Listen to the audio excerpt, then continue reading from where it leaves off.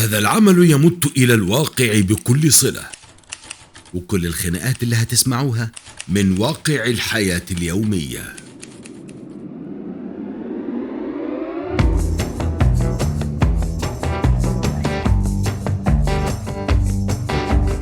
طلقني.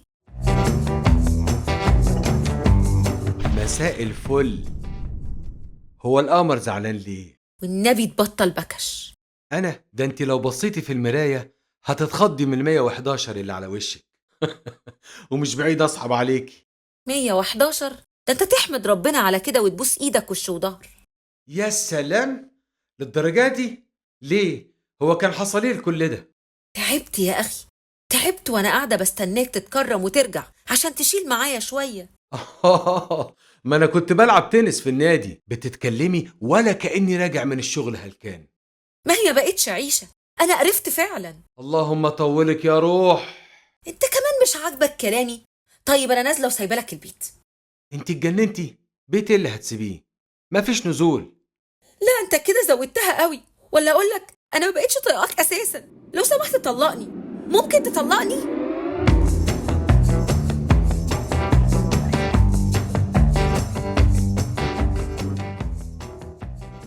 الأكشن النهاردة كان على ودنه. والحريقه والعه والدخان مش بيهدى، بالرغم ان الموقف متكرر ومتعاد في كل بيت.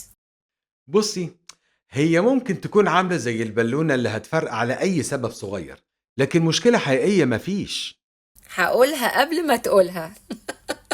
يمكن هرمونات، ملل، او العيال مخليينها زي القنبله الموقوته.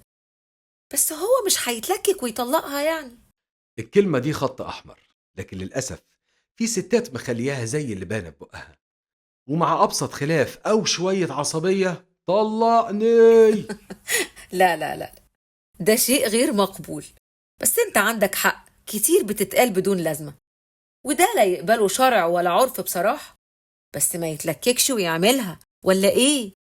شوفي، تكرار الطلب ده على الفاضية والمليانة بيزود من احتمالات وقوعه، ويكفي ان يكون الطلب حاضر وسط الخناقة فيحضر الشيطان معاه ويقع الطلاق بمنتهى السهولة.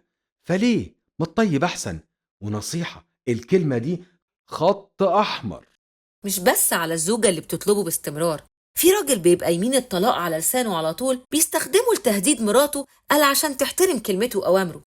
ساعتها الست بتحس إن الراجل ملوش أمان، وفي لحظة ممكن تكون مش على ذمته، وده شيء خطير جدا. اكيد ان مصائر بيوتنا واستقرار حياتنا مش ممكن يكون متعلق بكلمة نرميها وقت انفعال او غضب.